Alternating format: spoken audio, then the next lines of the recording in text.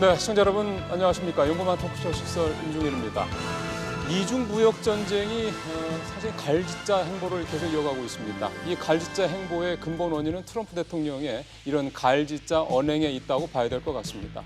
협상을 할 듯한 모습 뒤에는 또 보면 또 강력하게 또 관세를 부과하겠다 이런 얘기를 하고 있고 제3자 입장, 당사자들은 물론이고 제3자 입장에 봐서도 트럼프 대통령이 협상을 하자는 건지 아니면 협상을 깨자는 건지 알 수가 없습니다. 물론 트럼프 대통령 특유의 협상 전략이다 이런 생각을 해볼 수도 있겠습니다만은 사실 미국의 경제 상황도 예전 같지 않다는 얘기가 계속 나오고 있고 중국의 경제 지표들도 좋지 않은 것들이 계속해서 늘어나고 있습니다. 이런 상황에서 두 나라가 계속해서 싸우기만 하면 과연 두 나라 경제, 나아가서 글로벌 경제에 도움이 되지 않을 것이라는 얘기 이미 G7 정상회의에서 크게 논의된 바도 있습니다. 두 나라가 만약에 협상을 좀 시작한다면 이번에는 실제로 실질적인 협상에 이를 수 있을까요? 아니면 이번에도 역시 말로만 협상을 한다고 하다 다시 또 결렬되는 상황이 반복되실까요? 9월 달에 미중 간의 고위급 협상이 지금 예고가 돼 있는 상황이긴 합니다만 실제 여기에서도 뭔가 글로벌 어떤 경제에 뭔가 좀 도움이 될 만한 그런 협상 결과를 내놓을 거는 미지수다라는 분석도 여전히 나오고 있는 상황입니다. 역시 문제는 최근에 한일 간의 갈등으로 경제에 대한 어려움, 또 위기 상황이 좀 높아지는 상황에서 이런 미중 무역 갈등이 어제 우리 주시장에서 보여준 것처럼 우리 경제에 어떤 영향을 또 어떤 악영향을 미칠 것이냐 이 부분은 우리가 또 분명히 짚어봐야 될 것 같습니다. 오늘 세 분의 전문가와 함께 이 부분을 하나하나 좀 살펴보겠습니다. 자, 세 분의 전문가 모셨습니다. 제 오른쪽으로 동국대 광노성 교수 모셨습니다. 어서 오십시오. 네, 안녕하세요. 제 왼쪽으로 현대경제연구원 최양호 고문 나오셨습니다. 어서 오십시오. 그리고 마지막으로 가톨릭대 양준석 교수 모셨습니다. 어서 오십시오. 안녕하세요. 예, 오늘도 여러분들의 말씀 들을 준비되어 있습니다. 샵 3698로 여러분들 의견 올려주시면 저희가 또 참고하도록 하겠습니다. 먼저 영상부터 좀 보고 가도록 하겠습니다. 지난 주말 사이에 보복 관세를 주고받으며 판을 깰 듯했던 미국과 중국이 다시 협상 테이블에 앉을 분위기입니다. 밤사이 트럼프 대통령이 중국이 전화를 걸어서 합의를 원했다. 조만간 협상을 시작할 것이다. 이렇게 얘기했기 때문입니다. 일단 영상부터 보시겠습니다. 시진핑 중국 국가주석을 적이라고 표현했던 트럼프 대통령이 사흘 만에 시 주석은 위대한 지도자라며 태도를 바꿨습니다.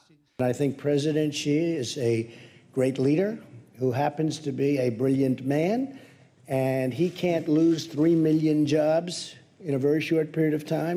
태도 돌변의 배경에는 무역 협상 테이블로 돌아가고 싶다는 중국 측의 전화가 있었다고 설명했습니다. 트럼프 대통령은 중국이 협상을 정말로 원하는 것을 보기는 처음이라며 조만간 협상을 시작할 거라고 말했습니다.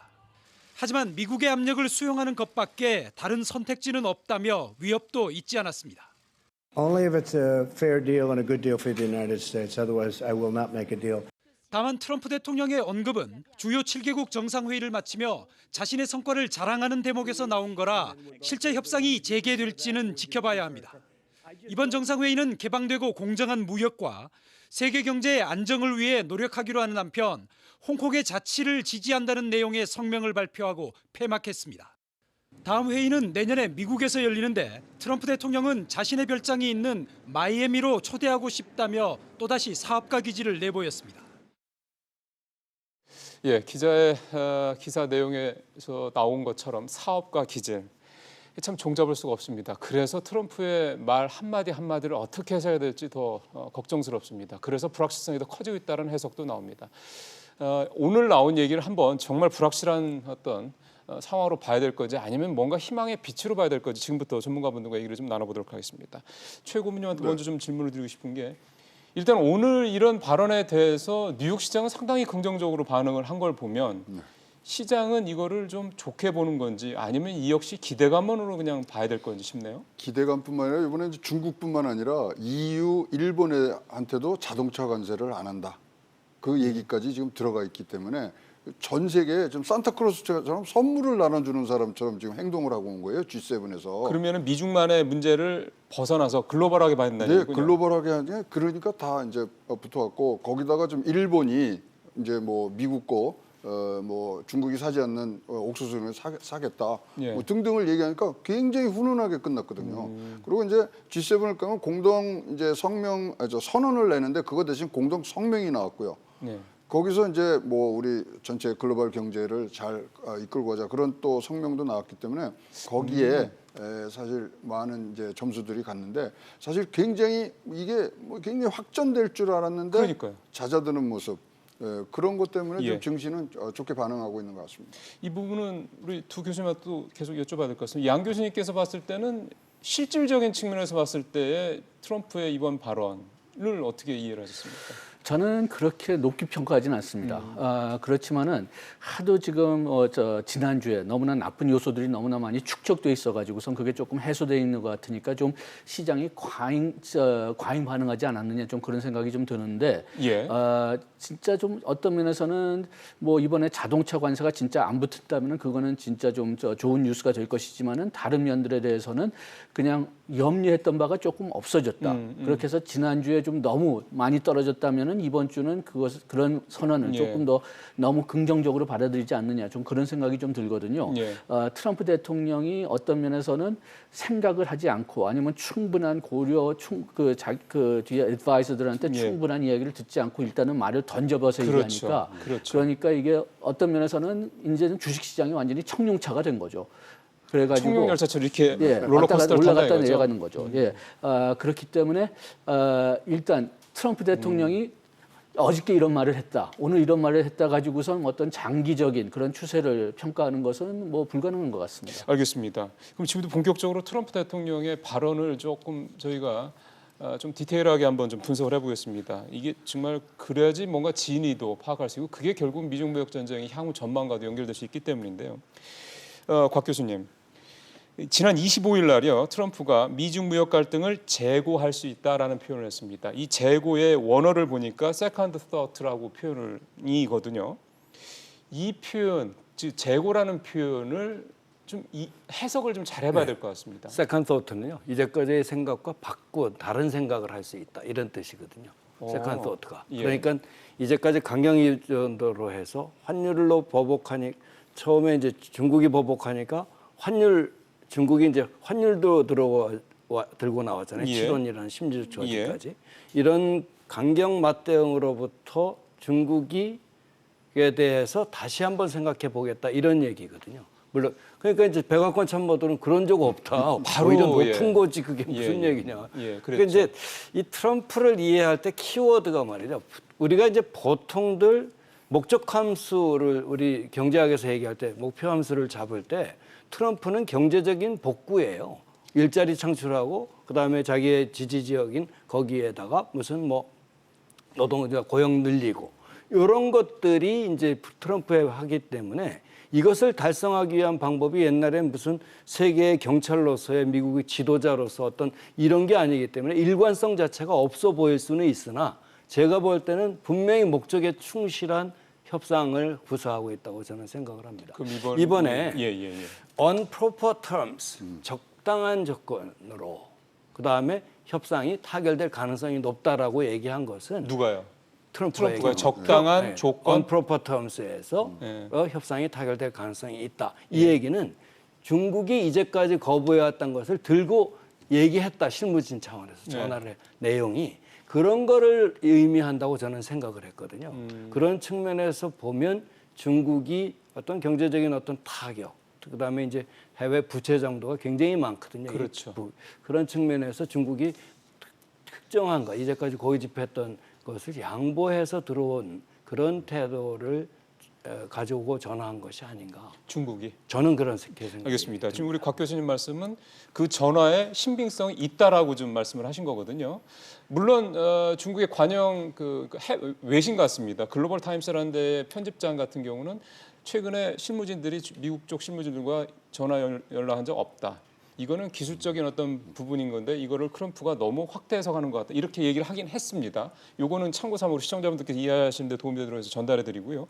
요거에 대한 해석을 우리 두 분 말씀 좀 듣겠습니다. 최 교수님은 어떻게 보십니까? 근데 이제 그 시주의 위대한 지도자라는 얘기를 하기 전에 무슨 그 앞에 부사구가 있냐면 그들이 협상을 정말로 원하는 것처럼 보인다.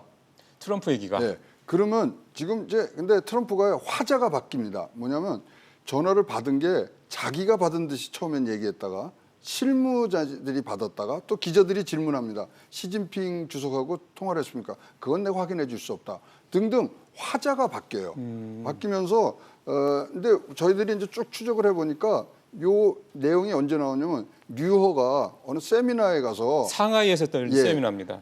캄 레졸루션을 할 수 있다. 차분하고 진실성 있는 예. 협상을 할 수 있다는 얘기를 꺼낸 이후에 바로 나온 거거든요. 예. 그래서 진짜 통화가 있었는지도 이제 뭐 확인은 안 되겠습니다만은 그런 부분들이 사실은 밑에 실무진끼리 조금 뭐 어떤 전체적인 큰 그림에서 오고 간 거를 좀 확대 재생산한 거는 아닌가 그렇게 봐지고요. 예. 지금 제가 보니까 지난 2년 동안 미중 간의 이 싸움하는 이 전쟁이 패턴이 있더라고요. 그래서 막 강력한 무역 제재를 일단 먼저 내놓습니다. 예. 그러고서 대화해요. 예. 그리고 약간 후퇴를 합니다. 예. 유예나. 예. 그리고 정전을 합니다. 예. 그런 한 달 내지 한 2달 정도 정전하고 다시 대화.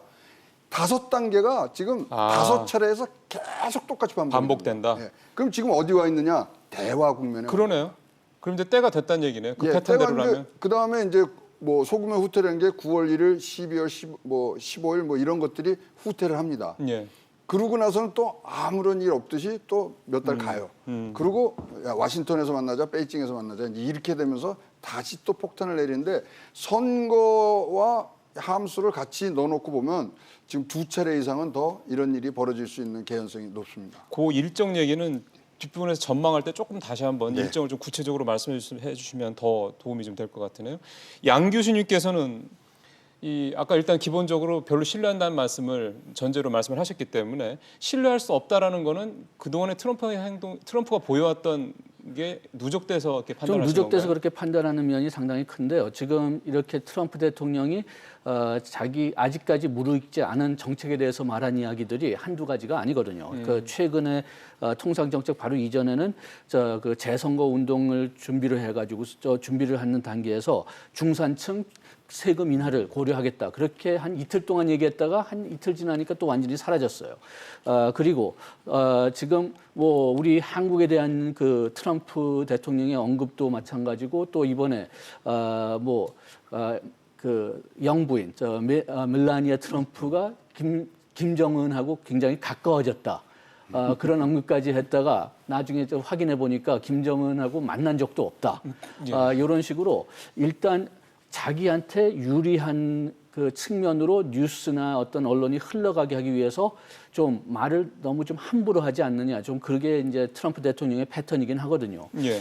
그 다음에 지금 최 고문님이 말씀하신 대로 이렇게 패턴 그렇게 5단계 그 협상 단계를 볼 수는 있지만은 그렇지만 문제는 뭐냐. 그렇게 해서 이제는 더 이상 진전되는 게 거의 없는 것 같습니다. 그러니까 항상 제자리 걸음이라 이거군요. 지금 과거 한 2-3 회의를 본다면은 완전히 제자리 걸음이었는데 그 이유가 뭐냐? 너무나 큰 문제들이 지금 얽혀 있으니까요. 중국 입장에서는 중국 입장에서는 지금 어느 정도 쉽게 고칠 수 있는 거는 다 고쳤지만 나머지 문제들은 이 보조금 문제는 어떻게 하느냐?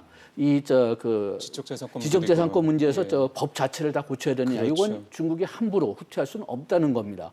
그런데도 불구하고 지난번 회의를 봤을 때는 첫날에는 만족한다. 그렇게 얘기했다가 한 이틀 지나니까 그리고 또 그 연준이 금리를 네. 충분히 내리지 않으니까 그러면 그때 와가지고선 네. 또 관세를 늘렸단 말이에요. 그래서 개인적으로는 그 관세를 늘린 이유가 중국 때문인지 연준에 압박을 주려고 하는 건지 그것까지도 저는 개인적으로는 의심을 하는데 네. 어쨌든 지금 현재 단계로는 실질적인 움직임이 별로 지난 한 2회의 정도에서는 보이지 않았고 네. 그다음에 지금 중국에서는 완전히 좀 예. 트럼프 재선 후까지 좀 기다려보겠다. 그런 전략이 굳어진 예. 것 같습니다. 그렇다면 진전이 이런 식으로 나온다고 해도 없을 거라는 거죠. 이를테면은 트럼프 중국 입장에서 봤을 때 트럼프의 재선을 굳이 도와줄 이유가 없다 이 말씀이신 거죠? 그런 면도 있죠. 예, 알겠습니다. 근데 두 사람이요 공통점이 있어요. 우리가 그 두 사람이라는 거는 트럼프하고 시진핑 시진핑하고요. 트럼프가 예. 우리가 스트롱맨 하면서 굉장히 강력한 지도자라는 것처럼 생각하는데 한꺼풀만 내려앉으면요. 국내적으로 정치 기반이 굉장히 두 분 다 취약합니다. 그러면은 트럼프는 어느 정도 우리가 이해하는데 시진핑도 그렇게 시진핑- 강력한 권력 기반을 갖고 있지 않단 말씀이죠? 그렇죠. 이번에 베이다이어 회의에서 무지무지하게 혼났어요. 어, 그리고 거기서 이 뭐 현직 전직 이런 지도부들이 강력히 대처하라. 그리고 거기 뭐 태자당이니 공명당이니 다 없어지고 있거든요. 그런 과정에서 지금 뭔가 강한 모습을 보여주지 않으면 자기네 국내 정치적인 위상이 그러게요. 악화되기 때문에 네. 이게 그냥 우리가 논리적으로 생각하면은 주고받고 할 수 있을 텐데 그 변수가 들어가니까 굉장히 정치적 예. 입지에 대한 생각들이 두 분 다 지금 너무 많습니다. 그렇게 예. 생각을 한번 또 이 홍콩도 이제 좀 문제가 그렇죠. 얽히게 그렇죠. 알겠습니다. 지금 이 중국 부분 얘기는 저희가 이따 미국 얘기 좀 하고 뒤에서 중국 얘기를 조금 더 다뤄볼 때 거기서 조금 더 깊이 있게 얘기해 주시면 좋겠습니다. 곽 교수님. 자, 이렇게 트럼프는 우리 세 분 다 공히 지금 말씀하시는 것처럼 좀 오락가락 행보를 하고 있습니다. 물론 아까 곽 교수님 말씀하신 대로 확실한 목표를 향해서 가는 거는 뭐 같다 이렇게 뭐 말씀을 하셨습니다만 어떤 또 특징이 하나 나타나냐면 트럼프 대통령이 뭔가 이렇게 일단은 트위터를 통해서 질러놓고 나면 문우신 재무장관이라든가 백악관 대변인이라든가 레리 커들로 국가경제위원장이라든가 수습하는 이런 상황이 좀 몇 차례 반복이 됐는데요. 그 중에 하나가 그 비상 경제권 24일 날 트위터에 올렸던 비상 경제권법을 발동할 수 있다 이 얘기였거든요. 일단은 이 비상 경제권법이라는 게 뭔지 조금 우리 곽 교수님 설명해 주시죠. 이게 IEEPA죠. 그러니까 International Emergency Economic Powers Act 1977년 법인데요. 네. 이게 이제 테러나 아니면 무슨 국가 안보에 위협이 되는 그런 사태가 있을 때 금융 거래를 중지시키고 자산을 동결시킬 수 있는 이런 조치거든요. 그 상대국에. 예. 그러니까 예를 들어서 이란 같은 경우, 이제 이라크의 쿠웨이트 침공 사태 같은 경우, 네. 이란 인질 사태부터 이제 처음부터 출발을 했었는데 미 대사관 인질. 그래서 지금도 이제까지 한 54건이 발동이 돼 있었고, 아, 여러 번 있었군요. 현재 유효하게 발동 중인 것만 해도 29건이 발동 중에 있는 사건이에요, 이게. 근데 그러면 과연 이 국가 비상경제권한법을 중국에 중국에다가. 발행할 수가 있느냐의 문제죠. 이게 무역 분쟁 상황을 이게 국가 비상사태로 해서 테러나 무슨 안보 위협으로 볼 수 있느냐. 그러면 그 얘기는 WTO에 위반이 될 수도 있다 이 말씀이십니까? 그러니까 이제 WTO하고는 상관이 없죠. 왜냐하면 이게 1977년 액트이기 때문에 일종의 그런 룰이 확립되기 이전의 법은 grandfather's clause라고 그래서 네. 그 조부조항이라고 그래서 예외를 이미 해서 이 이후에 제정된 법률만 해당이 되거든요. 그러면 비상경제권법은 실제로 뭐 아까 중국에 대해서 발동할 수 있을지 여부는 아직은 확신할 수 없다고 말씀하셨지만 만약에 발동을 한다 그러면 국내법으로 WTO로는 취급받아서 제재할 수 없다. 그렇습니다. 옛날 존스 액트가 마찬가지예요. 존스법이라고 미국 연안을 항해하는 것은 미국 국적의 선박에 한해서 연안 항해 권한을 주고 이런 것도 이제 미리 만들어진 거라 그것도 받은 알겠습니다. 것처럼. 그러면 이제 저희가 사실 뭐 비상경제권법에 대해서 뭐 깊이 들어갈 필요는 없는 것 같고요. 네. 그 트럼프가 그냥 또 던진 말 중에 하나이기 때문에 제가 여쭤보고 싶은 거는 이렇게 트럼프는 뭔가를 던지고 그 실무자들을 수습하고 그렇다면 이건 트럼프와 실무자들 간에 뭔가 이격이 있다라는 뜻으로 해석을 해야 될지 싶어서요. 근데 이제 주로 이제 던지는 게 트위터를 통해서 새벽에 잠 없는 75세 노인이 던지기 때문에 미리 사전에 협의돼서 어떤 하는 건 아니고. 전략적으로 스텝 바이 스텝 던지는 것 같지는 않고요. 예. 생각난 대로 이상 던지는 그런 스타일로 이해를 해야 될 것 같습니다. 그러면 이것도 협상 전략의 하나로 봐야 됩니까? 그렇습니다. 저는 그렇게 봅니다. 알겠습니다. 최근에는요 예. 좀 바뀐 게 있어요. 트럼프가 트위터가 월 평균이 200개예요. 200개 정도를 올리는데. 예, 올리는데. 근데 지난달에 500개를 올렸습니다. 아이고야. 이거는 밑에 사람 도움 없이는 못 올리는 거예요. 저 바쁘신 분이 뭐 하고 그러면 다 어떤 큰 그림이 지금 있는 것 같아요. 500개씩 오히려? 예. 아. 거기다 500개 중에 40개가 연중 까는 거고요. 한 40개가 중국도 뭐 이거 하는 거니까 이게 체계적으로 딱딱딱 뭔가 지금은 돌아가는 시스템으로 돌아가는 거고 던져봐서 뭐 우리가 뭐 시체말로 간 본다 그러잖아요. 그렇죠. 그런 식으로 트럼프 던지면 밑에서 맞고 또 밑에서 친 거는 또 트럼프가 또 가서 수습하고 이게 이제는 역할이 분화가 돼 갖고요. 우리가 예. 아는 거 이상의 지금 시스템을 갖고 도는 것 같습니다. 그러면 이게 의도적이란 얘기네요. 의도적입니다. 저는 그렇게 봅니다. 그런데 이렇게 만약 시스템화가 됐다면 문제가 뭐냐면 바로 이게 더 불안정에 더 문제를 불확실을 더 심각하게 키운다. 하게 해주거든요. 왜냐하면 트럼프 대통령이 한마디를 했는데 그 밑에 그걸 실무적으로 실행해야 되는 사람들이 또 다른 말을 하니까 그래가지고선 상당히 혼란이 더 커지고 그렇게 해서 연준에서도 지금 그 정책적인 그 불안정성이 가장 큰 문제라고 했는데 여기에 그러게요. 크게 기여를 하는 거죠. 그러면 근데 어쨌든 지금 뭐 연준 얘기를 좀 두 분이 하셨기 때문에 드리는 말씀이지만 파월이 지난번에 잭슨홀 미팅에서 했던 발언은 트럼프가 원하는 발언과는 또 역시 거리가 분명히 있습니다. 심지어는 트럼프가 뭐 표현이 좀 그렇습니다만 그런 식으로 할 거면은 뭐 언제든지 내려와라 뭐 이런 식의 뉘앙스의 표현까지 할 정도였는데 그러면은 연준은 연준대로 연준의 길을 가겠다라는 걸 분명하게 다시 한번 이 파월 의장이 재확인한 셈이고 그렇다면은 미국의 그 경제 안쪽으로 우리가 조금 더 들어가 보면은 사실 미국의 지금 경제가 최고조는 이미 찍고 내려왔다는 얘기들을 많이 하고 있는 상황 아닙니까? 지금 흔들리고 있는 상황이죠. 왜냐하면 2017년, 18년이 소위 말해서 2017년은 세계적인 경제 호황 전점이었고요. 작년 2018년은 미국이 나홀로 호황이라고 보통 예. 얘기를 하는 상황이었고요. 2019년 들어와서 이제 미국의 그 PMI라고 그 예, 제조업 구매 관리지수입니다. 관리도 예. 지수가 있거든요. 예. 그게 이제 하락 추세를 보이고 있는 것이 최근이에요. 금융시장의 혼란성은 뭐 어떤 엑스터널 샥만 있으면 움직이는 게 금융시장이니까 이제 너무 단기적으로 움직이니까 그걸 차치하더라도 트렌드를 볼 때 그런 측면이 있어서 지금 위험 신호가 이게 바로 미중 무역 분쟁 때문에 그런 것이 아니냐라는 얘기들을 많이 하고 있거든요, 시장에서.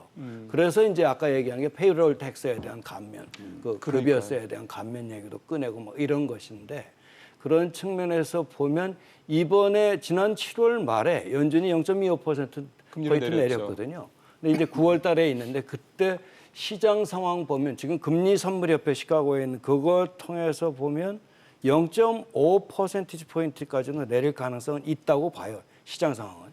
시장 상황, 시장은 기대를 그렇게 시장은 하죠. 기대를 하는데 네. 근데 이번 잭슨 홀 발언에서 보면 왜냐면 인플레도 2% 가까이 되고 그러니까. 고용도 괜찮고 괜찮죠, 이런데 아직은. 굳이 뭐 이런 식으로 얘기한 거 보니까 대부분 시장 예측자들이 얘기하듯이 0.25%포인트 일반적으로 내리는 네. 하향 추세를 하되 트럼프가 요구하는 1%는 물론 아니고 그렇죠. 0.5%도 아닌 것 같고 0.25% 정도 수준에서 내리는 추세를 계속하지 않을까. 제 생각은 그러면은 그래요. 연준이 지금 미국 경제를 바라보는 시각은 그렇다면 네. 미국 경제가 아직은 괜찮다라고 본다는 의미입니까? 아니 금리 내리는 거는 경제가 안 좋다고 하기 때문에 내리는 거고요. 저는 근데, 조금 예. 의견이 다른데요. 예. 동결할 것 같습니다. 왜냐하면 그러니까. 지표가 아직도 좋고요. 그러니까요. 그 얘기예요. 거기다가 지금 파월 의장이 계속적으로 공사석에서 얘기하는 게 지금 내린 거에 대한 효과도 우리가 점검이 안 됐는데 또 이렇게 연속으로 하면 시장에 분명히 교란이 온다. 거기다 플러스해서 지금 금리 인하를 반대하는 위원회 위원이 4명으로 늘었어요. 캔사스, 보스턴, 필라델피아, 댈러스의 연방은행 총재들이 다 반대하기 시작했습니다. 저번 때는 2명만이었거든요. 이번에 4명으로 늘었기 때문에 이게 오히려? 내려가지 않고 한 텀 정도는 보고 그러니까 9월은 보고 그다음에 10월이나 이렇게 넘어갈 거다. 내린 게 11월 내린 달. 게 그리고 그거죠. 우리 양 교수님 그리고 저 잭슨 홀에서 그 발표한 발표문을 본다면은 금리 인하를 상당히 신중해야 된다는 포인트가 계속 거기에 그대 숨어 있었던 것 같습니다. 7월 달에도 보험성이라는 표현을 굳이 보험성이라고 썼잖아요. 표현을 했었는데 네. 그 이 잭슨 홀에서 나온 그 스피치를 그냥 한번 살펴보면은 첫 부분은 정책 실수 때문에 문제가 많이 난 적이 있다. 80년대, 90년대 그런 내용을 강조하고 있고 그 다음에 두 번째로는 그 중립 금리가 옛날보다는 크게 내렸다. 그래서 지금 한 0.5% 수준으로 내렸다는 얘기가 이제 강조됐는데 이것을 인플레이션 2%라고 본다면은 그러면 중립 그 금리는 한 2.5%라는 뜻이고 거기서 또 강조되는 것은 만약 그 진짜 경기 침체가 있다면은 0.25%씩 금리를 내린다면 총알이 10개밖에 없다는 뜻이에요. 예. 그래가지고선 신중해야 된다. 그 다음에 마지막 부분에서는 지금 현재 가장 큰 문제는 아까 지금 막 말씀하셨지만은 저 일자리 창출이나 그렇죠. 저 인플레이션 같은 것은 상당히 견고하고 미국의 저 성장 추세가 작년 같지는 않지만 그래도 강하다. 그걸 계속 강조하고 있었거든요. 그러면 문제는 뭐냐? 정치적 불안정성 그리고 지금 정치적 불안정성의 가장 큰 이유는 뭐냐? 구체적으로 언급하진 않았지만은 통상 정책이다. 그래서 통상 정책에 따라서 나오는 문제는 통화 정책으로 해결할 수 있는 길이 한정돼 있다는 말을 굉장히 강조했어요. 그리고 그 국내외 언론에서는 그 부분만 지금 좀 보고 있는데 그런데 그 앞에 부분하고 뒤에 부분을 연결시켜 본다면은 이 통상 문제 때문에 경제적 불안정성이 계속된다면은 통화 정책 가지고는 이건 할 수가 없다. 그렇기 때문에 실제 데이터를 봐서 이게 데이터가 바뀌어진다면은 금리를 충분히 내릴 준비는 돼 있다는 면도 계속 강조했지만은 데이터가 크게 바뀌지 않는 한 금리를 9월이나 뭐 10월이나 내릴지 그거는 저는 개인적으로는 상당히 좀 그러게요. 의심을 가지고 있습니다. 그 전반적으로 좀 잭슨 홀 미팅, 그다음에 7월 달에 금리를 0.25% 내리긴 했지만 그때 파월 의장의 보험성이라든가 이런 식의 어떤 발언들을 좀 현재까지 종합해 보면 미국의 금리 인하 기조가 하반기에 그렇게 공격적으로 나타날 가능성은 상대적으로 좀 제한적이다라는데 우리 세 분 다 좀 비슷한. 선제적으로는 안 나가지만 하한 지지는 분명히 하겠다는 뜻이 숨어 있거든요. 그러니까 알겠습니다. 지표가 나빠지면 들어간다는 거죠. 그러면 그 지표라는 게 가장 결정적인 거는 고용이라고 봐야 됩니까? 고용, 아니면 물가, 지금 물가 뭐, 정도? 예. 예, 알겠습니다. 그 미국 얘기는 요 얘기 좀 하고 이제 다음으로 좀 중국 쪽 얘기로 넘어가 좋겠는데 이건 아까 우리 저 최고문께서 네. 언급을 살짝 하셨기 때문에 그럼 이런 상황에서 지금 마치 또 뭐 협상이 또 굉장히 좀 좋은 쪽으로 갈 것처럼 또 9월 고위급 협상에 대한 기대감도 좀 키우고 있는 상황이긴 한데 아까 말씀하신 패턴에 따르면 이제 대화 국면이기도 하고 근데 재선을 이걸 분명히 재선의 어떤 조건으로 쓰겠다라고 활용하겠다는 얘기를 이미 했기 때문에 적절한 재선의 가장 적절한 어떤 타이밍 그거는 어떻게 봐야 되는 겁니까? 지금 일단 이제 변곡점이 넘어가야 될 게 10월 1일이 중국이 큰 이제 뭐 경축절이 있지 않습니까? 네. 70년 그래서 거기까지가 지금 쭉 끌고 나가면서 저쪽에서도 어떤 성과를 얻어야 되기 때문에 일정 부분은 이제 나갑니다. 나가고 나서 분명히 이제 11월 달이 넘어가고 이렇게 되면은 민주당 후보가 정해지거든요. 그러면 그때부터 이제 진짜 이 소위 말하는 대선 레이스를 가는 과정에서 조금씩 성과를 내려고 지금 하는 거죠. 예. 그러면 두 텀 정도가 돌아야 됩니다. 거기에 4월 달, 10월 달 뭐 환율 보고서 나오는 것 갖고도 조금 어떤 영향을 그렇죠. 미칠 수 있는 부분들. 그다음에 이제 이번 G7도 굉장히 뭐 잘 끝났다 그러지만 G7을 지금 미국으로 유치를 했거든요. 그래서 지금 뭐 큰 이런 이벤트성의 행사가 나올 수 있는 게 9월, 10월 달에 분명히 또 이벤트를 만들어 놓고 있기 때문에 그런 것들을 종합적으로 봤으면은 이거는 10월 전에 한 턴이 끝나고요. 예. 10월 그런 행사들이 끝나고 난데 다시 시작하는 모습들이 또 보여질 거라고. 다시 시작이라는 건 다시 악화되는 분위기라는 악화되는 거죠. 분위기를 한 번 더 보여줄 그러면은 또 악화되는 분위기에서 한 서너 달 또 가면 내년 초 아닙니까? 그러니까요. 이게 이 소위 말하는 선거 전략이라니까요. 이거를 확 떨어뜨려 놓고 그다음에 쓱 올리면은 얼마나 많이 이 성과가 기저효과군요. 그렇죠. 예, 우리 양 그 교수님 타이밍 말씀하세요. 문제도 있지만은 저 좀 뭐 그 트럼프 대통령이 저 지금 지지를 받을 수 있는 이슈를 생각한다면은 트럼프 대통령이 두 가지 당선 될 때 그냥 굉장히 강조했던 게 반이민하고 보호주의거든요. 그걸 가지고선 이제 지지층을 형성했다고 볼 수가 있는데 반이민 정책도 마찬가지고 보호주의 정책도 마찬가지고 경제 좋은 일이 나올 수가 없습니다. 처음에는 트럼프 대통령이 그래도 보호 정책을 하면은 경기가 좋아질 거다, 경제가 좋아질 거다 그런 얘기를 했는데 그거를 최근에 좀 그렇게 되지 않는다. 우리가 경기 침체 둔화를 좀 겪어야 될 거다. 그걸 인정하기 시작했거든요. 예. 그리고 관세 일부 분야의 관세를 좀 유예시킨 것도 뭐 중국을 봐준다고 했다고 얘기는 하지만은 그래도 뭐 분석하는 분들은 다 이게 크리스마스 때 많이 사는 물건들의 가격이 올라가면은 트럼프한테 굉장히 불리해질 거기 때문에 크리스마스 바로 직전으로 관세 인상을 늘렸다는 얘기가 하는데 예. 그런데 보호 정책하고 반이민 정책으로 밀고 간다면은 경제 또 주식 시장에 좋을 게 없으니까 예. 그러니까 그걸 어떻게 해야 되느냐 경기를 이 두 가지 이슈를 계속 강조하면서도 경기가 침체되지 않게 하는 방법을 찾아야 되는데 그 방법을 연준으로 보는 것 같습니다. 예. 그래서 계속 연준에 압력을 놓고 연준이 금리를 내린다면은 트럼프한테 유리하고 연준이 금리를 내리지 않는다고 해도 이건 다 연준 때문이다. 그렇게 변명거리가 생긴다. 잘못을 돌릴 수가 있는 거죠. 예, 알겠습니다. 재선 관련돼서 이제 어떻게 활용할 것이냐에 대한 부분까지 좀 살펴봤고요. 어쨌든 이런 식으로 간다면 내년 뭐 상반기까지는 오르내림이 계속해서 반복될 수밖에 없다. 이렇게 좀 해석을 해봐야 될 것 같습니다. 물론 변수는 그 사이에 미국 경제나 중국 경제가 어떤 식으로 흘러갈 것이냐, 또 거기다 글로벌 경제까지 그런 지표들의 흐름도 좀 봐야 될 것 같은데요. 지금부터는 조금 접근하는 그 방식을, 접근하는 그 시각을 중국 쪽에서 이 상황을 좀 살펴봐야 될 것 같습니다. 곽 교수님. 네. 앞서 우리가 CNBC 보도도 잠깐 얘기를 했습니다만 중국 쪽에서는 여전히 특히 좀 언론 쪽 얘기긴 합니다만 중국의 입장은 바뀐 게 없다. 끝까지 싸울 것이다. 이런 식의 강경 입장들을 계속해서 좀 내놓고 있고요.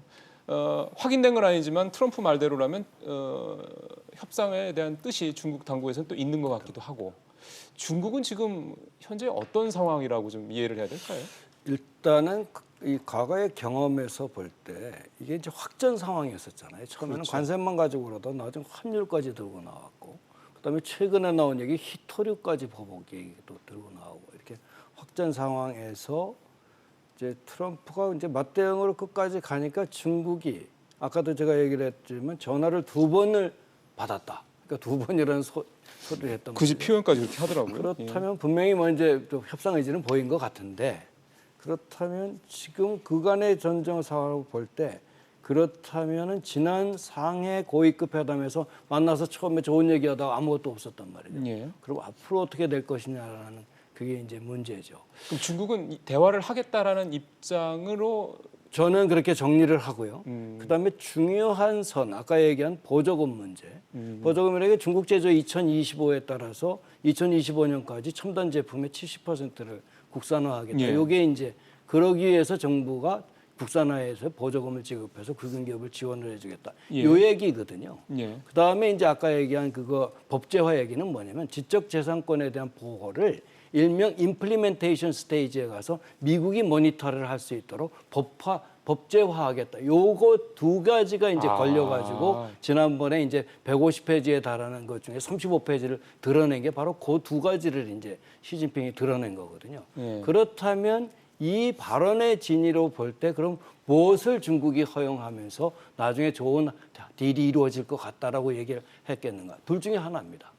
제 생각에는 보조금 문제뿐만 아니라 아까 얘기한 임플리멘테이션 스테이지에서 이거 법제화 약속도 지적재산권의 한 법제화 것이 문제. 아니냐. 2가지를 다. 예, 이것을 융통성 있게 왜냐하면 중국 경제가 지금 아주 안 좋은 상황으로 지금 지표들이 나타나고 있잖아요. 특히 중국의 그 국영기업, 중국 경제 전체의 70%의 그 대출을 가져가고 있는 예. 그 국영기업들 부채가 엄청납니다. 내년에 갚아야 될 게. 예. 그렇다면 이 부채가 중국이 그 국영기업들이 해외 투자를 통해서 벌어들이면 부채 갚는 데 문제가 없지만 이게 껍데기 국영기업들 많은데 국가 정책을 위해서 봉사했던 국영기업이 뭘 할 수 있겠어요? 그러면 중국 경제 자체가 들통날 이런 상황이니 그렇다면 이 중요한 이슈를 양보한 것이 아닌가 알겠습니다. 하는 생각이 듭니다. 요거에 대한 판단을 두 분한테 또 들을 건데요. 제가 지금 마침 그 7월 달 거 중국의 거시 지표 나온 거 그 IBK 투자증권의 자료인데 이걸 제가 가져왔는데 보면은 소비가 상당히 좀 부진한 거로 나옵니다. 7월 소매 판매가 7.6% 전년비에 나왔는데 이게 예상치에 비해서 1% 포인트가 좀 적고요. 작년 거에 비하면은 뭐 많이 떨어지고요.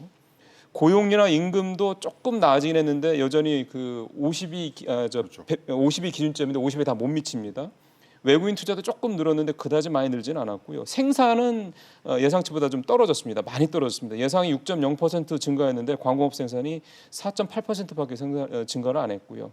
환율 같은 경우는 이제 뭐 이거는 뭐 여러 가지 얘기가 있을 수 있습니다. 위안화가 뭐 3% 정도, 한 4% 가까이 절하된 거, 약세를 보이고 있는 거 정도이고 주식시장 뭐 안 좋은 거는 뭐 여러분들 다 새삼스럽게 뭐 다 아시는 부분이고, 그러니까 결국 중국의 거시 지표들, 특히 중요한 실물 지표들 보면은 좋지 않다라는 게 확연하게 나타나네요.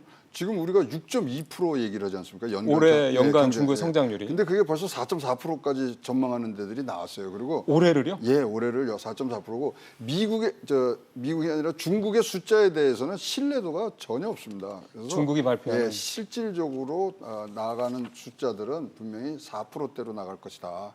그리고 요번에 사실 중국이 화들짝 놀란 게 8월 초에 있었어요. 무슨 얘기냐면 8월 초에 미국 농산물을 구매를 중단하겠다. 딱 8월 1일 날 이제 발표를 합니다. 예. 근데 8월 5일 날 미국이 뭘 갖고 붙였냐면 환율 조작국으로 지정을 한 거예요. 그랬죠. 그러니까 지금 뭐 이에는 이 눈엔 눈식으로 나오면 그대로 다 때리고. 폭격을 하고 있고 지금 뭐 우리 포치 그래갖고 지금 7위안을 7위안 예, 그걸 넘었죠. 허용을 했잖아요. 예. 사실 지금 시장에서는 뭐냐면 7.3이 넘어가는 순간 중국에서는 소위 말하는 외국 자본의 유출이 이탈이 일어날 수 있다. 시작된다 이렇게 얘기하기 때문에 지금 중국도 굉장히 지금 뭐 이 소위 말하는 이 안팎으로 걸리는 것들이 너무 많아서 예. 특히 뭐 지금 외환 보유가 많다 그러지만 사실 외환 보유가 달러 표시로 돼 있지 유동성이 있는 것들도 별로 없어요. 예를 들어서 태국에 있는 고속도로 달러 표시로 된 게 자산으로 외환 보유고로 들어와 있고요.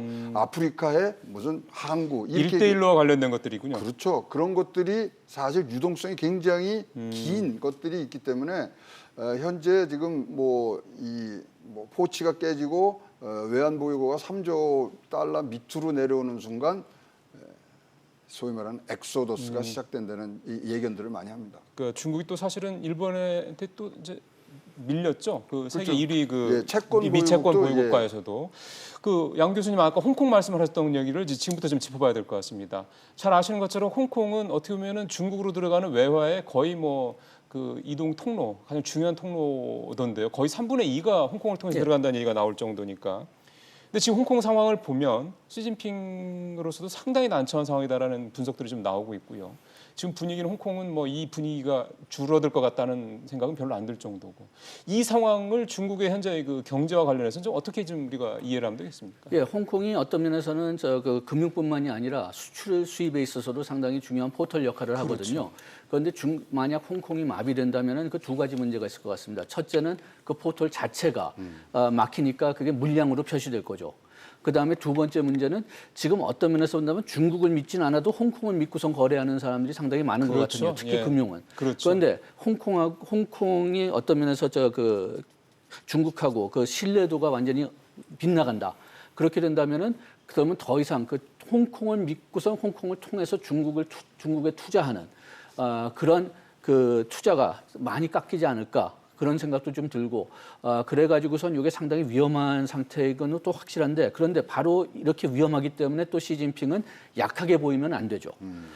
그렇게 되니까 시진핑도 그런 면에서 홍콩에서 본다면은 이렇게 갈 수도 없고 저렇게 갈 수도 없는 상태에 지금 놓여 있다고 생각하는데 오히려 그렇게 되니까 지금 그래도 좀 안정되지 않을까 생각합니다. 그건 무슨 말씀이세요? 왜냐하면은 그 홍콩 그 지금 홍콩을 완전히 억압할 수가 있고. 그러면은 또 억압하면서 또 그 중국 경제 상태가 굉장히 나빠지겠죠. 그렇지 않으면은 홍콩을 완전히 풀어줄 수가 있고. 그런데 만약 또 그렇게 된다면은 또 중국의 그 경제 그 조절을 하는데 좀 문제가 생길 거지만 지금 이렇게도 할 수 없고 저렇게도 할 수 없는 그 상태에 와 있기 때문에 지금 있는 상태로 그냥 굴러가는 거예요. 그렇게 되니까 그러니까 우리가 어느 정도 시위가 잦아들 정도로만 그렇죠. 그러니까 너무 심하게 되지 않게 조절만 하니까 이게 어떤 면에서는 불안감을 줄여드는 거죠. 어느 이상 심해지지도 알겠습니다. 않고 너무 이하 나빠지지도 않는. 하나만 그럼 우리 양 교수님한테 여쭤보겠습니다. 지금 그 최근에 홍콩에서 대학 교수로 하고 있는 어떤 분의 얘기를 이제 전해 들은 겁니다. 제가 선전을 좀 중국 당국에서는 키우고 있다라는 얘기들이 홍콩 쪽에서는 굉장히 많이 들린다더라. 그래서 선전을 홍콩의 대체지로 삼겠다. 이를테면 금융 허브로 이제 키우겠다라는 얘기죠. 근데 사실 홍콩이라는 이 곳이 금융 허브로서 성장하는 데 있어서 뭐 한 4, 5년 해서 된 게 아니지 않습니까? 거의 뭐 100년에 가까운 시간이 걸린 건데 그러면 중국에 이런 어떤 선전을 홍콩의 대체지로 하겠다라는 전략은 먹힐 수 있다고 보세요? 저는 상당히 어렵다고 평가합니다. 왜냐하면은 이 홍콩이 그 경제 규모에서 그렇게 큰 중국을 이제 앞서고 있다 뭐 그런 면도 있지만은 이게 그 홍콩이 세워진 전통을 본다면은 이게 그 미국보다도 더 자유로운 자본주의거든요. 영국의 자본시장서부터 비롯됐기 때문에 영국의 전통, 영국의 법이나 그 전례 같은 걸 많이 가지고 있으니까요. 아마 중국이 뭐 샹하이를 통해서 하든지 아니면 지금 얘기했던 그 다른 장소에서거나 하든지 그렇게 자유롭게 놔두지는 못할 겁니다. 최소한도 한 10년, 20년 안에는. 예. 그렇게 되니까 다른 그 기지를 세우려고 해도 그래도 뭐 좀 어느 면에서는 좀 도쿄 같이 그냥 덩치가 크기 때문에 좀 거래가 이루어진다는 거지 그 활발한 자본 시장이 되지는 않을 것 같아요. 홍콩 얘기는 좀 더 얘기를 들어봤으면 홍콩 얘기 좀 잠깐 하면요. 예. 원래 국제 금융은 100년 전으로 돌아가면 상해였었어요. 동북아 금융기지는 상해였었는데 예. 이게 난징 조약에 있어서 홍콩을 조찰해서 영국한테 그랬죠. 줬지 않습니까?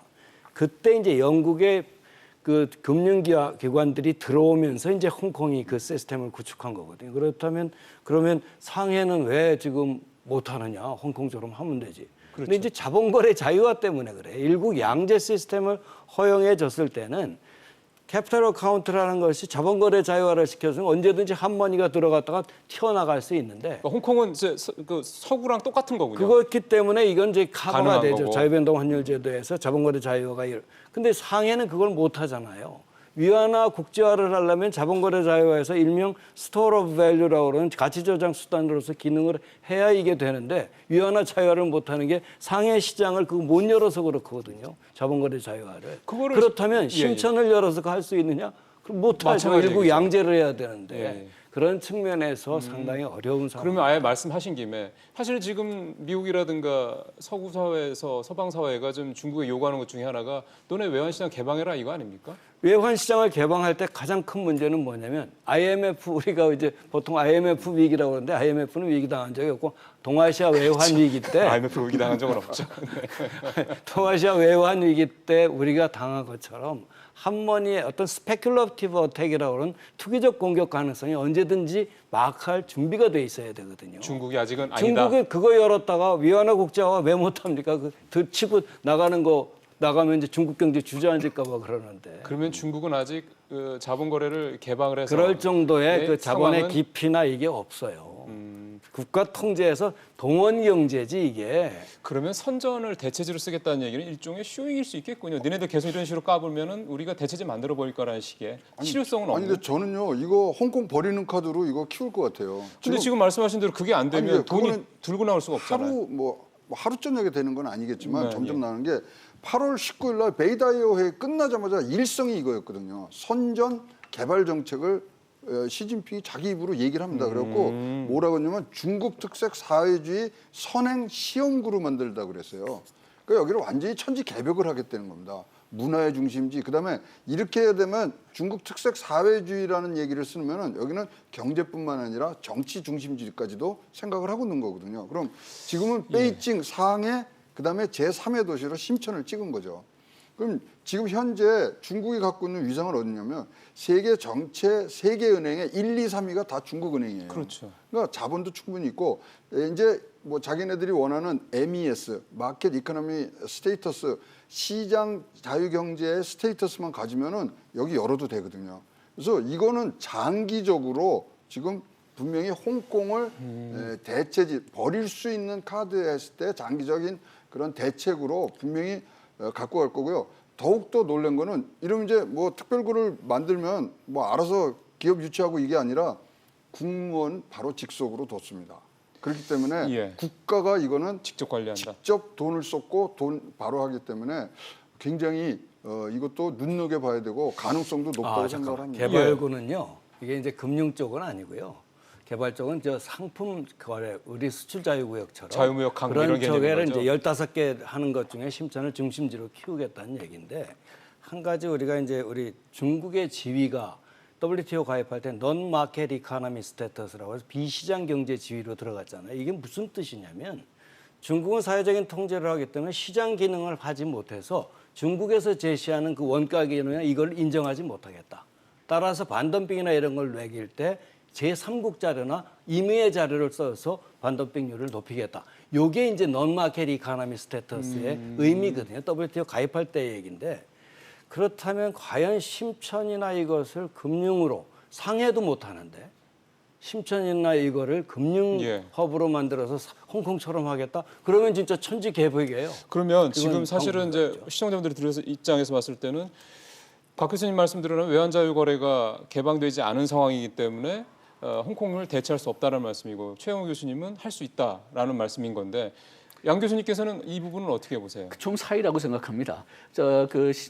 신천을 그렇게 크게 발전시킬 수는 없다고 봐도 홍콩에 위협을 줄 수 있는 하나의 도구로 쓸 수는 있거든요. 카드 정도? 예, 그 다음에 신천에 그렇게 금융 허브를 지으면서 지금 막 박 교수님이 말씀하신 것처럼 아무래도 중국은 중국 본토는 보조금 같은 걸 지급하든지 그런 그 시스템을 계속 유지할 것으로 보이니까 그러면은 신천에 있는 금융기관 같은 걸 세워가지고 그쪽을 통해서 보조금 같은 거나 뭐 아니면 금융 지원을 할 수 있는 도구로 쓸 수가 있겠죠. 그 다음에 우리가 예, 도쿄나 아니면 서울 같은 경우도 좀 볼 수가 있겠지만은 어떤 경우에는 그렇게 금융 거래가 활발하지 않지만 그래도 그 경지 덩치 때문에 어느 정도 금융 센터로 적용을 할 수도 있거든요. 그렇기 때문에 하나의 옵션으로 개발할 것 같습니다. 알겠습니다. 홍콩 얘기 요 정도 하고요. 아까 곽 교수님이 지적하셨던 부분에 대한 얘기를 좀 해봐야 될 것 같습니다. 무슨 말씀이냐면 보조금 문제, 지축세 사건의 법제화 문제, 이 문제가 가장 큰 문제인데 현재로서는 여러 가지 중에서 이 부분에 대해서 과연 이제 중국 당국이 대화의 제스처가 이 부분에 대해서 중국이 양보할 뜻이 있다라는 부분에 대한 부분을 좀 살펴봐야 될 필요가 있습니다. 왜냐하면 이 부분에 대해서 세 분이 이제 각각 생각을 갖고 계실 텐데 이게 만약에 곽 교수님 말씀대로 뭔가 중국이 조금 양보할 뜻이 있다 그러면 협상이 그 전에 아까 말씀드린 그 5개 패턴대로 가지 않을 수도 있다라는 것을 의미하기 때문에 그런 거거든요. 곽 교수님 말씀은 들었기 때문에 이분에 두 분은 어떻게 판단하시는지 말씀 들어보겠습니다. 이게 중국이 내놓을 수 있는 카드입니까? 아니, 근데 중국이 반대한 이유가 자기네들이 사회 계획 경제를 자기네 나라의 가치관으로 세우는데 거기에 그 체제를 바꾸라는 거냐 아니냐 이런 식으로 반대를 했단 말이죠. 그러면 그 가운데서 어떤 식으로의 뭐 소위 말하는 뭐 밀고 땡기기 접점이 있어야 되는데 이게 접점이 없어요. 이건 하냐 마냐 이 이게 문제군요. 하냐 마냐의 문제이기 때문에 네. 그래서 지금 자기네들은 국무원의 시행령으로 하겠다. 법제안은 국무원이 더 상위 계급이기 때문에 이거 된다. 시행령으로만 하겠다. 아니다. 미국은 법제화해서 여기 페널티 조항까지 넣어라. 이제 그 싸움이거든요. 그래서 그 부분은 지금 뭐 처음에는 그럼 WTO나 이런 협의회를 만들어서 하자 뭐 했는데 지금 WTO가 유명무실하게 됐기 때문에 그렇죠. 어떤 제안을 했는지는 모르겠습니다만은 일단 보조금 문제는 지금 트럼프가 자기 미국 경제에 대한 경제 침략이라는 표현까지 썼기 때문에 예. 뭐 지금 뭐 트럼프의 예. 말을 다 안 믿더라도 조금 하여튼 예. 걱정되는 알겠습니다.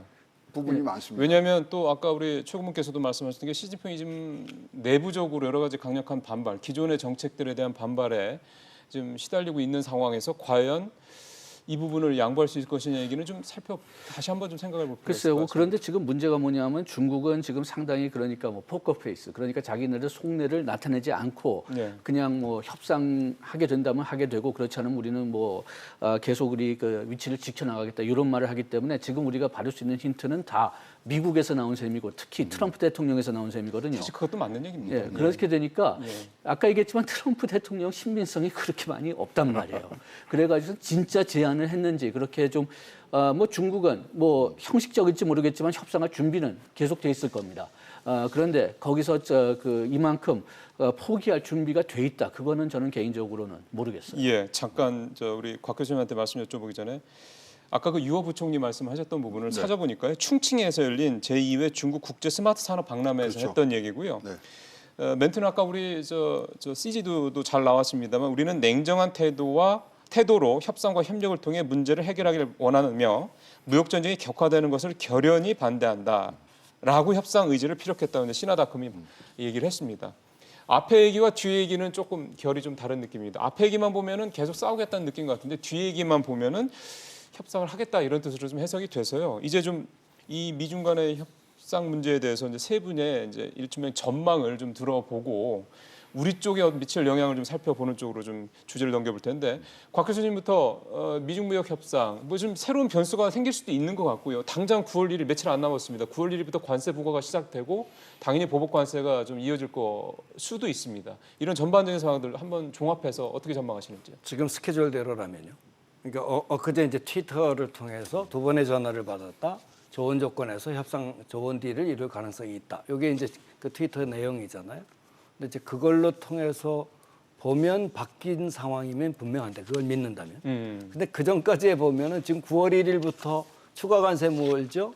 그다음에 저기도 9월 1일, 10월 1일, 그다음에 12월 15일. 예, 12월 저기도 15일. 계속 때리죠. 있죠. 여기도 겹치죠. 그러니까 지금 모든 중국 수입품에 대해서 거의 30%까지 올라가는 그런 상황이 됐는데 어제 그 트위터가 잠시 스탠드 스틸을 해서 보고 전부 준비할 그런 계제가 될지 그게 첫 번째 관건이고요. 두 번째는 뭐냐. 만약에 두 것이 스탠드 스틸해서 보복 관세 부과를 보류를 하고 협상을 시작한다면 그때는 정말 가능성이 있을 가능. 보통 이제 협상에서 이런 사이클이 있어요. 그런데 이제 사이클에서 협상이 진전되는 사이클은 뭐냐면 이 사이클의 악화 시스템이 반대로 긍정적인 걸로 이렇게 돌아가요. 그런데 이해관계 갈등이 없다는 건 아니지만. 그러면 터닝 포인트가 있어야 된다는 있어야 말씀이죠? 돼. 이게 이제 저는 이번에 터닝 포인트를 중국 측에서 중국인의 협상 전략은 항상 강원 전략 같이 씁니다. 예. 중국에서 우리 손자병법을 쓰면 제1조가 뭡니까? 우리는 전쟁 안 하는 것이 그렇죠. 전쟁에서 그게 이기는 이기는 것보다 거다. 낫다. 예. 이러듯이 항상 강원을 같이 쓰기 때문에 이런 트럼프의 반응에서 좋은 조건에서 아주 좋은 딜을 이룰 수 있을 것 같다는 얘기는 뭔가 중국 측에서 양보의 사인이 아니냐. 그렇다면 선 사이클로 돌아가는 이제 단계가 왔다. 그러면 저는 이번에는 좀 이렇게 실질적인 협상이 이루어질 수 진전이 있다. 이루어질 것 같습니다. 알겠습니다. 제 예, 전망. 곽 교수님 말씀은 그렇고요. 자, 우리 최영 교수님 어떻게 전망하세요? 근데 이제 보면 이제 10월 1일이라는 날짜부터 좀 우리가 챙겨야 되는데요. 사실 이제 미국의 이제 쇼핑 시즌이 이제 추수 감사절부터 시작되는데요. 그때 물건을 전국에 이 판매망에 얹으려면요 10월 전에 다 들어가야 돼요. 그러겠죠. 그래서 관세 이렇게 자세히 들여보면요 관세에 또 그렇게 큰 영향을 미치지도 않을 수도 있는 부분들도 있어요. 그래서 지금 접점들이 많기 때문에 그러니까 접점이라기보다도 서로의 얘기하는 게 허점이 많은 거죠. 그러면 그것들이 이제 진짜로 다음번 이제 뭐 미국에서 이제 회의를 해야 되겠습니다만은 그때 어느 정도 진전되는 거냐가 우리가 아까 얘기했던 패턴대로 갈 거냐 아니면 터닝 포인트를 찾을 거냐. 의미 있는 진전이 나올 것이냐 그런데 일단 중국은 길게 끌고 가는 게 자기 시간은 자기네 편이라 생각하는 거고 트럼프는 어느 정도의 성과는 한 번은 내고 가야 될 시점이 지금 돼 있는 부분이고 저는 그렇게 판단하기 때문에 예. 의외로 접점이 나올 수도 있는 상황도 우리가 발견할 수 있다. 최 교수님도 보여집니다. 조금 우리 곽 교수님 비슷하게 조금 더 긍정적인 전망을 하시는 거군요. 지금 물론 저희 자막에는 이제 중국 쪽 입장은 뭐 시간은 우리 편이다 얘기를 하는 건데 그 말씀도 사실은 트럼프는 재선이라는 확실한 어떤 그런 게 있지만 중국은 사실 그런 거는 특별히 없는 근데 거니까. 중국도요 무지무지하게 지금 준비하고 있습니다. 재정 확대 정책하죠. 유동성 지금, 엄청 투입하죠. 아니 지금 경기 부양책 깔아놓는 그러니까요. 거예요. 6월부터 외환 지금 관리 들어갔고요. 뭐 소위 말하는 내상이 입을 거에 대해서 굉장히 준비를 하고 있기 때문에 장기적인 포석을 좀 글쎄요. 깔고 있는 게 중국이라고 보여집니다. 알겠습니다. 양 교수님 전망도 좀 들어보겠습니다. 저는 조금 부정적입니다. 왜냐하면은 트럼프 대통령이 저 좋은 상황이 돼도 이걸 가만히 놔둘 수 있는가 거기에 대해서 좀 상당히 좀 회의감이 있거든요. 딜을 90% 다 했다. 그런데 갑자기 요거를 더 해라. 그걸 충분히 얘기할 수가 있는 거거든요. 예. 그리고 특히 지금 트럼프가 당선된 이유는 나는 진짜 모험적인 딜하는 사람이다. 그리고 아까 얘기했지만은 그 보호주의를 가지고 밀고 가는 사람인데 중국하고 딜을 했다. 그게 오히려 그렇게 그 재선거에 자기 지지층에 지원이 도움이 될지 모르겠습니다. 중국과 지금까지 중국이 우리한테 그렇게 나쁜 짓을 했다고 했는데 그런데 딜 해가지고선 다 이걸 풀 것이냐. 그래가지고선 저는 개인적으로는 딜이 이루어지기가 상당히 좀 어려울 거라고 생각합니다. 예. 양 교수님이 트럼프에 대한 불신이 워낙에 깊으셔서 어쨌든 지금 뭐 돌아가는 상황에 대해서 우리 양 교수님께서는 트럼프가 그동안 해왔던 거는 봤을 때 참 믿기 쉽지 않다라는 말씀을 하셨고 사실은 저희가 이제 요 며칠 계속 외교안보 쪽 얘기를 지소미아 파기 종료 때문에 외교안보 얘기를 했었는데 그때 이제 우리 한동대 박원근 교수님이 그 얘기를 하시더군요. 작년에 그 방위 분담금 협정을 할 때 실무자 간에는 이제 거의 다 끝났는데 최종적으로 그쪽에서 갑자기 미국 쪽에서 미안하다 그러면서 이렇게 하라고 위에서 오더가 떨어졌다, 지시가 내려왔다 트럼프 대통령을 이제 지칭을 하면서 그래서 이제 그대로 된 게 1조 조금 넘는 금액으로 결정됐다 얘기를 했거든요. 그러니까 그런 점들을 보면 양 교수님 말씀도 참 분명히 그렇게 그러니까 트럼프에 대한 신뢰 이 문제로 봤을 때는 충분히 설득력 있는 논리라는 생각이 좀 듭니다. 전형적인 비즈니스 협상 전략에서 네. 인준을 빌미로 한 맨 마지막에 한때 따먹기, 예. 일명 셀러미 택틱스라고 그러거든요. 그게 협상 전략이 그 있군요. 협상 전략이 다 있는 거예요. 그러니까 전형적인 비즈니스 트레이더라니까요. 알겠습니다. 예. 언제든지 협상이 거의 다 끝난 단계에서 새로운 걸 집어넣으면은 그러면은 지금까지 협상자들이 너무나 많이 노력을 했기 때문에 그 추가적으로 나오는 한 가지를 받아들일 가능성이 지쳐서. 좀 컸다고 보는데요. 그런데 그게 먹혀들지 않을 수가 있고 트럼프 대통령은 이런 전략을 하도 많이 썼기 때문에 그러게요.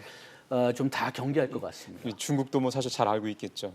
이제 시간이 저희가 이제 한 5, 6분 정도 남아서 우리 쪽 얘기로 이제 결론을 좀 내야 될 상황이 됐습니다. 저희가 뭐 미중 무역 갈등이 어떻고 뭐 이런 얘기를 하는 이유가 다른 게 있겠습니까? 결국 우리 경제에 미칠 영향. 그래서 우리가 좀 정부도 그렇고 기업도 그렇고 어떻게 이 부분에 대해서 앞서 좀 중국이 상당히 좀 치밀하게 내상에 대한 준비를 하고 있다는 얘기를 하셨던 것처럼 우리도 우리한테 미칠 내상에 대해서 어떻게 준비를 할까 이 부분일 텐데요.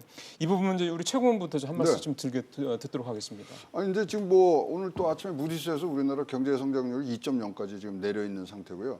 현재 지금 우리가 쓸 수 있는 이 통화나 재정 정책에 지금 뭐 여력이 굉장히 줄어들었습니다. 그래서 지금 금리 인하하는 것도 굉장히 고민이 있을 거고요. 네. 심지어 지금 3년물 국채 보면 1.09로 내려가서 사실상 금리 인하를 3번 한 거를 지금 선반영하고 있다고 저희들은 보고 있거든요. 0.75%까지. 그래서 이것이 과연 두 번 연속으로 우리도 금리 인하를 해서 가야 되느냐, 아니면 정책 여력을 해야 되느냐 이런 부분인데 현재로는 일단 재정으로 뭐 이 하반기를 막는 수밖에 없습니다. 추경 말씀하시는 거죠? 추경뿐만 아니라 지금 뭐 우리가 65% 진도율로 나가고 있잖아요. 나머지 35%에 일단 투입을 하고 투입이 된 상태에서 한번 지켜봐야 되는데 일단은 우리가 지금 쫓아가는 수밖에 없는. 그래서 현재 우리의 정책 당국에서는 0%대의 금리를 어떻게 운영할 것인가에 대해서 고민을. 일단은 빨리 이 뭐 대책과 우리 자기 방향을 내야지 이 시장이 좀 안정화되죠. 일단 0%대로 내려가는 거는 뭐 명확하게 보입니다만 시기를 얼만큼 늦춰주느냐 이것들이 굉장히 관건이라고 보여집니다. 예, 지금 우리는 1.5%입니다. 그러니까 이게 0.0%대, 그러니까 쉽게 말하면 0.75% 정도로 내리면 이제 0%대라고 우리가 이제 볼 수가 있는데 그러면은 0.75% 포인트 정도가 앞으로도 더 내려갈 여지도 있다라는 걸 감안한 그런. 그리고 정책들 대응을 0.75가요. 우리가 하한선이 금리의 하한선이라고 보거든요. 그 밑으로 오면은 아무것도 못합니다. 그렇군요. 알겠습니다. 일단 통화정책 측면에서 0.75%, 즉 0%의 금리에 대한 부분까지도 좀 우리가 생각을 하고 준비를 해야 된다는 말씀 들었고요. 자, 양 교수님께서는 우리가 이런 부분에서 어떤 식으로, 특히 뭐 기업 쪽도 좋고요.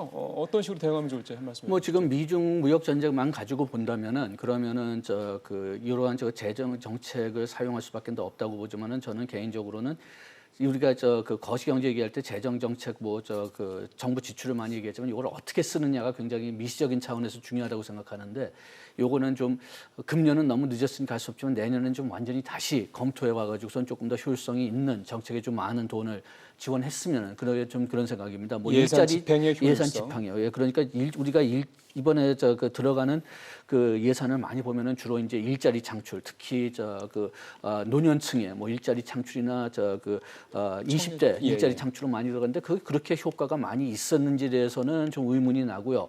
60대 고용이 늘어났긴 했지만은 그게 진짜 경제에 얼마큼 많이 도움이 되느냐? 그 경제의 핵심이 되는 40대, 50대는 오히려 실업이 늘었단 말이에요. 그런데 그런 사람들이 가장이기 때문에 그 60대나 20대보다는 훨씬 더 그 영향이 더 클 겁니다. 이를테면 뭐 제조업이라든가 뭐 자영업 문제라든가 결국은 이 그런 큰 덩어리를 문제하고 또 다 건드린다는 연결이 말씀이에요. 되는 거죠. 예. 예, 그 다음에는 조금 더 장기적인 입장으로 봤을 때는 우리가 좀 그 구조적 개혁을 하지 않으면은 그러면은 우리가 계속 그냥 이런 문제에 노출돼 있으니까 근본적인 그 구조 개혁 같은 것도 이제 그리고 또 법의 규제 개혁 뭐 그런 것도 생각을 해봐야 되겠는데 그런 논의는 거의 없어요. 너무나 정치적인 그 장벽이 높기 때문에 그런데 이것도 좀 생각을 해봐야 된다고 생각합니다. 알겠습니다.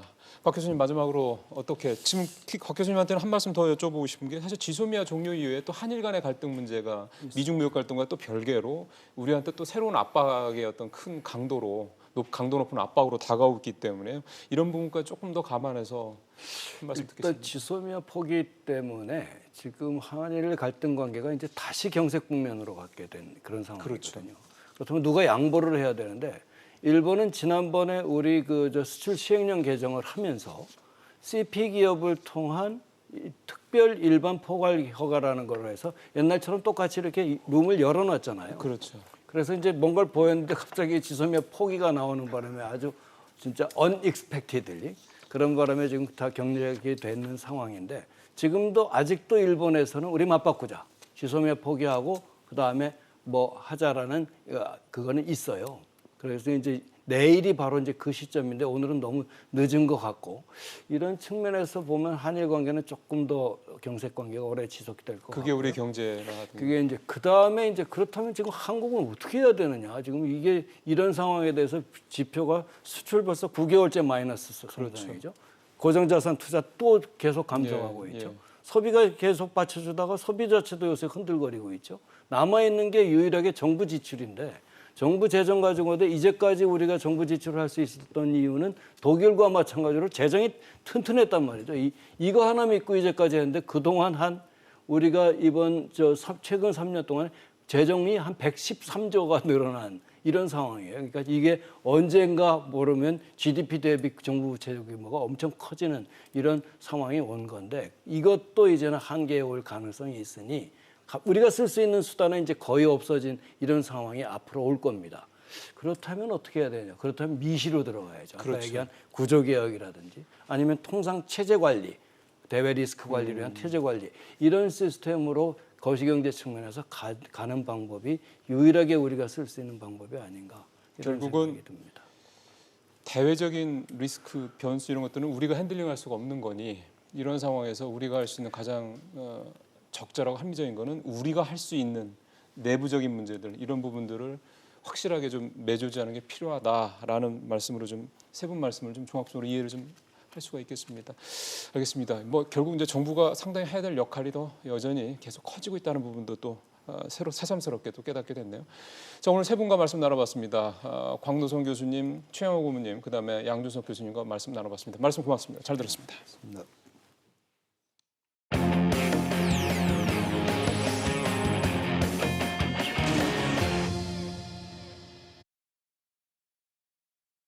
조국 법무장관 후보자 인사청문회를 다음 달 2일과 3일 이틀 동안 열기로 여야 3당이 어제 잠정적으로 합의를 했습니다. 중요한 뉴스만을 콕 집어 살펴보는 이슈 따라잡기 잠시 후에 영상 보시고 난 다음에 이어가도록 합니다. 조국 후보자 청문회를 이달 말 하루만 열자는 민주당과 다뤄야 할 의혹이 많아 사흘은 열어야 한다는 한국당. 내내 간극을 좁히지 못하던 여야가 어제 오후 국회 법사위 여야 간사회동에서 극적으로 돌파구를 찾았습니다. 다음 달 2일과 3일 이틀간 청문회를 열기로 합의한 겁니다. 조 후보자 측도 청문회 일정을 잡아줘 감사하다며 즉각 입장을 내고 제기된 의혹들에 대해 청문회에서 소상히 밝히겠다고 했습니다. 그런데 불과 2시간도 채 안 돼 민주당 원내 지도부가 제동을 걸었습니다.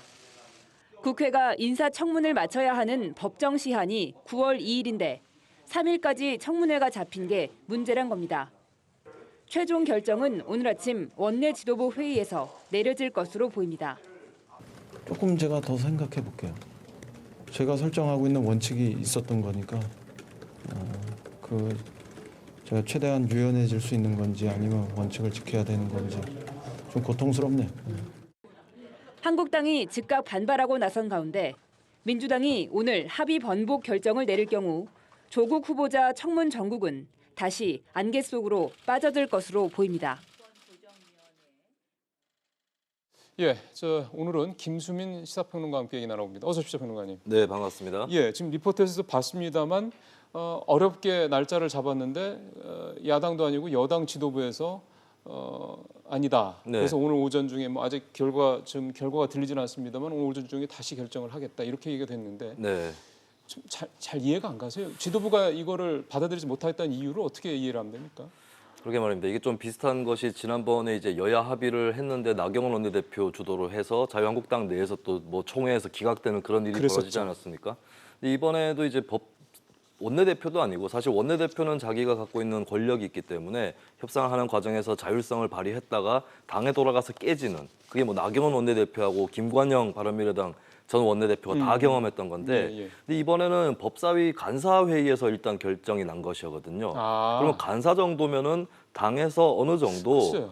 그 지침을 받아가지고 협상을 했을 가능성이 높다는 것이죠. 예를 들어서 2, 3일로 결정됐다면 대략 뭐 8월 말부터 9월 뭐 첫째 주 사이 이런 식으로 네. 뭔가 좁혀졌을 텐데. 그렇습니다. 근데 법사위 간사회의에서 합의가 나온 다음에 정작 여당 지도부에서 거기에 반기를 드는 그런 모습이 나오는 것은 그렇다면은 지도부에서 충분히 간사하고 어떤 방침을 공유하지 못했던 것인가라고 하는 그런 의문이 또 드는 것이고요. 예. 그리고 이제 물론 9월 2일, 9월 3일 이렇게 이틀에 걸쳐서 청문회를 한다는 것이 첫 번째로는 이틀이나 한다라는 그런 좀 이례적인 측면이 있기도 하고 두 번째는 9월 3일 같은 경우는 이제 법적으로는 청문 일정으로 존재하지 않는다라는 것이 청와대 입장입니다. 그러니까 채택을 보고서를 채택하는 시한이 9월 2일까지인데 아. 예, 그런 측면에서 2일, 3일 이렇게 잡는 거에 대해서 청와대에서 불만이 있는 것은 뭐 이해할 만한 일이에요. 근데 문제는 당에서 법사위 간사회의에서 결정된 것을 여당에서 그 사이에 이건 아니다라고 하는 것은 좀 애초부터 두 가지 가능성이 있다고 봅니다. 첫 번째는 애초부터 좀 명확하게 가이드라인을 잡지 못하고 들어갔다. 예, 일단은 청문회 자체 일정을 받아내는 것으로 그것을 1차 목표로 삼다가 보니까 이런 결과가 나왔을 가능성이 있고요. 예. 두 번째는 여당 지도부 입장이 그 사이에 바뀌었을 가능성도 배제할 수는 없어 보입니다. 바뀌었다라는 건 어떤 쪽으로 바뀌었다는 걸 청와대 방금 이제 강기정 수석 입장도 나왔는데 저기에 맞춰서 이대로 그냥 2일, 3일 이렇게 잡으면 안 되겠다라고 회심을 했을 가능성. 저는 이 가능성까지 합쳐서 두 가지 가능성을 한번 짚어보겠습니다. 그러니까 두 번째는 청와대가 저렇게 날짜의 문제적인 법적인 문제를 네. 제기한 것이 이제 2, 3일에 있어서의 그 일정 잡은 간사들이 일정 잡은 거에 대해서는 이제 네. 그렇게 하면 안 되겠구나는 청와대의 뭔가 어떤 요구나 요청이나 이런 부분들이 있었다 이렇게 말씀이 되는 거예요.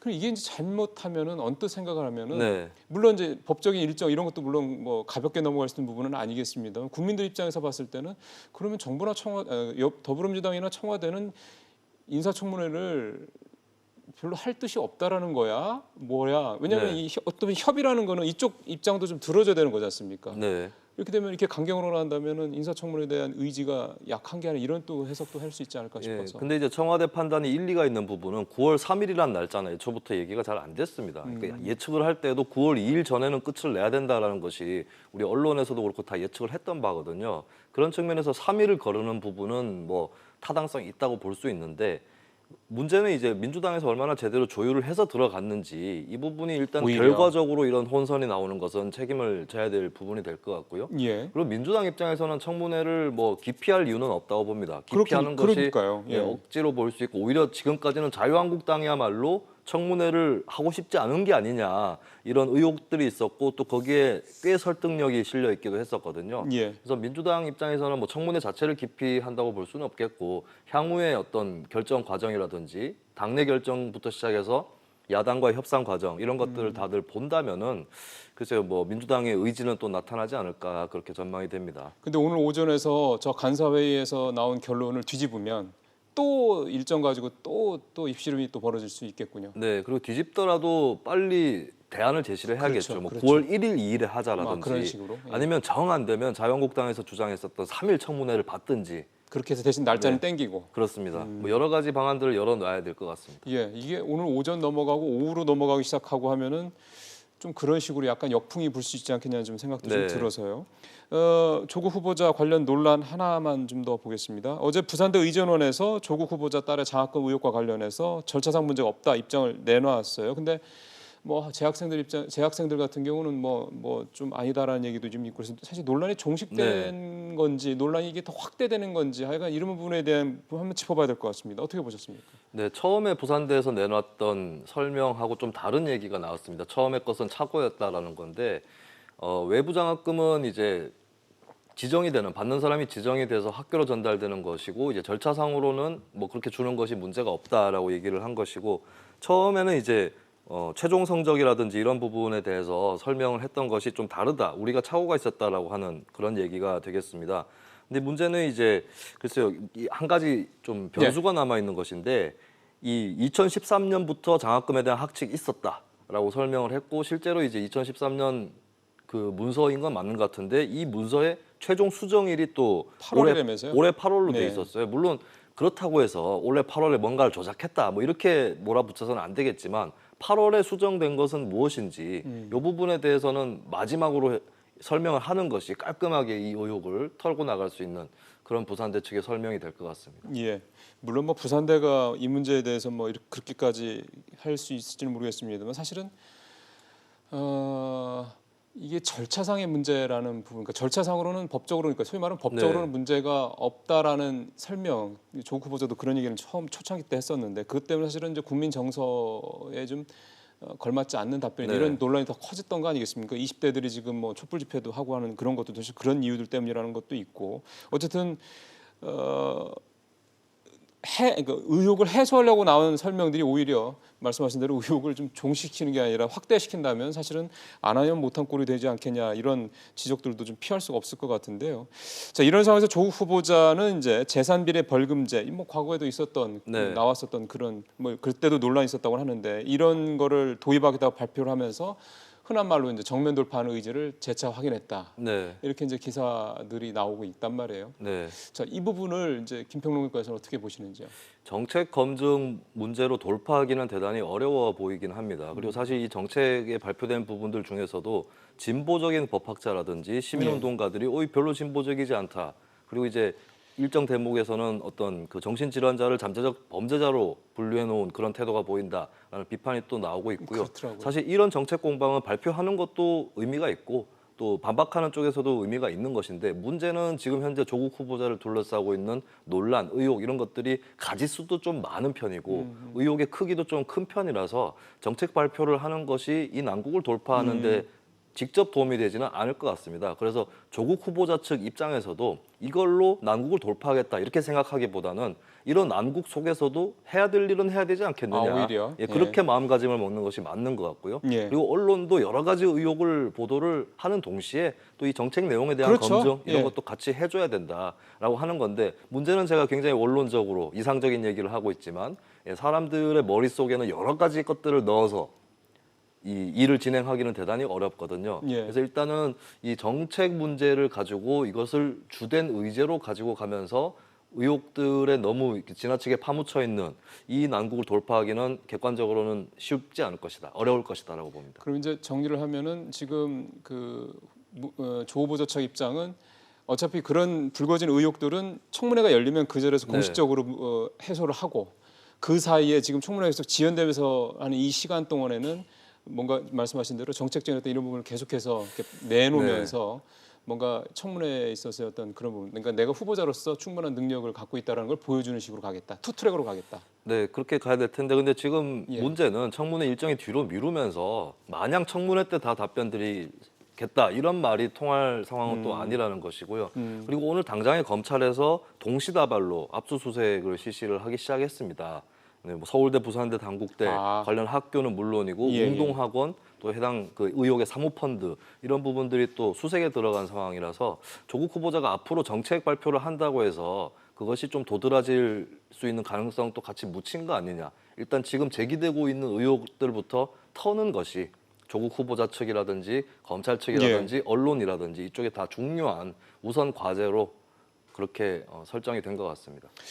예, 이런 상황에서 이제 대통령의 국정 지지도는 이제 2주 연속 50% 아래로 취임 이후 처음으로 떨어졌고요. 그런 여론조사 결과와 이제 뭐 별개로 문재인 대통령은 26일 날에는 이 소재, 부품, 장비 분야 국내 기업에 투자하는 필승 코리아 펀드 가입을 하고 하는 등 어쨌든 소위 말하는 이제 자강 극일 행보를 이어가고 있습니다. 조국 후보자 문제 때문에 100% 그거라고만 볼 수 있을지는 모르겠습니다만 네. 여론조사에서 자꾸 이제 지지도가 떨어지는 부분이 있고 보시는 것처럼 그러면서도 이제 문재인 대통령은 그런 행보를 좀 이어가고 있는데 자 이거는 뭔가 또 의도된 어떤 그런 행보라고 이해를 해야 되는지요? 일단 문재인 대통령의 펀드 가입 자체는 조국 후보자 일하고 연관이 있을까? 뭐 그런 그렇게까지 보는 건좀 예, 그런 추측은 좀 삼가할 필요가 있는 것 같아요. 이 뭐 소위 얘기하는 극일 펀드, 애국 펀드라고 하는 것은 조국 후보자보다는 일본의 수출 규제 문제에 대응하는 그런 행보라고 볼 수가 있겠고, 그리고 어제도 이제 펀드에 가입하는 장면을 보면은 문재인 대통령이 그 전에는 펀드에 가입한 적이 없다라고 했어요. 근데 펀드를 잘 하지 않는 본인도 요 일에는 자기가 펀드를 하겠다.